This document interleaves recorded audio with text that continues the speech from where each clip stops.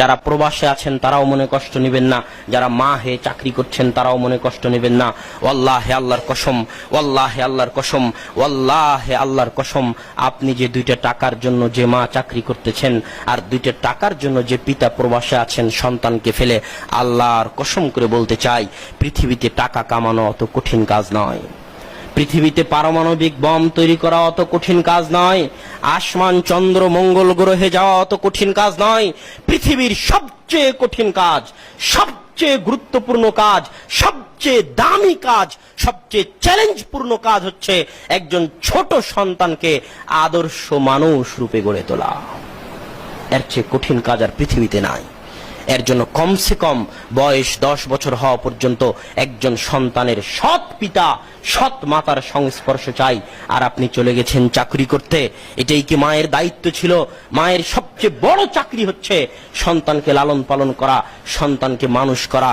একটা কথা মনে রাখবেন, যারা বলে মা এবং বোনেরা ঘরে বসে থাকলে দেশ অনুন্নত হয়ে যাবে, তাদেরকে চ্যালেঞ্জ দিয়ে বলতে চাই, একটা মা যদি 20-25 বছর বয়স থেকে নিয়ে 60 বছর বয়স পর্যন্ত চাকরি করতে গিয়ে যে টাকা ইনকাম করবে, দেশ এবং জাতিকে যে উপকার দিবে, ওই মা যদি ঘরে বসে একটা সন্তানকে সৎ করে গড়ে তুলতে পারে, একটা সন্তানকে ইমাম বুখারী বানাতে পারে, একটা সন্তানকে যদি সালাহুদ্দিন আইয়ুবী বানাতে পারে, একটা সন্তানকে যদি সৎ করে গড়ে তুলতে পারে, তাহলে একটা সন্তান এরকম হাজারো লাখো মায়ের 24 ঘন্টা খেটে খাওয়ার চাইতে বাইরে পৃথিবীতে দুনিয়াতে দেশ এবং জাতির তার চেয়ে বেশি উপকার করতে পারবে।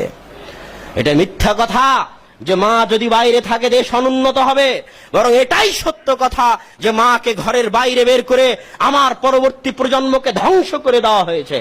আমার পরবর্তী প্রজন্মের আমল, আকীদা, আদর্শ, শিষ্টাচার ওই কর্মচারী চাকরানির সাথে থেকে চাকরানির মতো বানিয়ে দেওয়া হয়েছে, অসভ্য করে দেওয়া হয়েছে।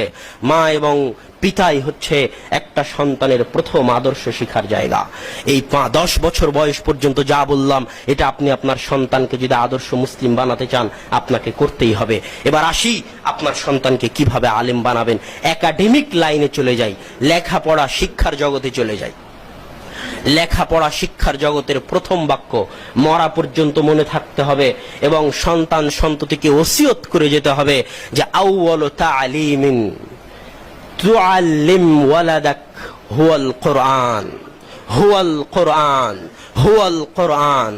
সর্বপ্রথম যে শিক্ষা আপনি আপনার সন্তানকে দিবেন তা কোরআন, তা কোরআন, তা কোরআন। আমি ব্যক্তিগতভাবে মনে করি কোরআন বাদ দিয়ে অন্য কোনো শিক্ষা দিয়ে সন্তানকে শিক্ষা শুরু করানো হারাম। আমি ব্যক্তিগতভাবে মনে করি কোরআন বাদ দিয়ে অন্য কোনো শিক্ষা দিয়ে সন্তানকে শিক্ষা শুরু করানো হারাম।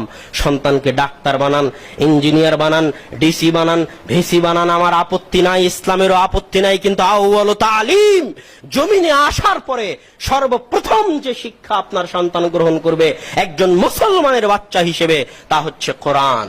আপনি আপনার পরিবার পরিজনকে ওসিয়ত করে যাবেন, বাবা এইভাবে বংশ পরম্পরায় সামাজিক ভাবে চলতে থাকবে। সন্তান দুনিয়াতে আসার পরে সবার আগে কোরআন শিখবে, তারপরে সে যেখানে যায় যাবে, এটা তার ব্যাপার। যা শিখবে শিখবে, এটা তার ব্যাপার। একজন মুসলিম পিতা হিসেবে আপনার উপর ফরজ, ফরজে আইন যে সর্বপ্রথম যে শিক্ষা আপনি আপনার সন্তানকে দিবেন তা হবে কোরআনের শিক্ষা।